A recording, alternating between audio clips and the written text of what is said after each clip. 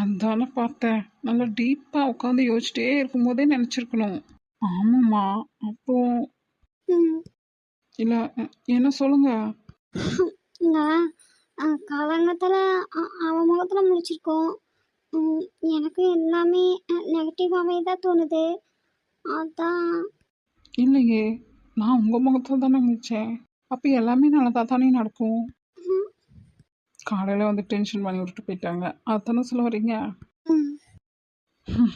அதையே நினச்சிட்டு உட்காந்துருந்தா பொழப்ப யார் பார்க்குறது. வீடுங்கங்க. வாங்க, சாமி கும்பிட்டுட்டு வந்துட்டு சாப்பிட்லாம். ஆ, வாங்க சார். இவங்க கூப்பிட்ற தோணியே சரியில்லையே. ம், நம்ம வேற கல்யாணத்துக்கு லேட் பண்ணிகிட்டே இருக்கோம். அதனால் பழி வாங்கறதுக்கு முடிவு பண்ணிட்டாங்களோ.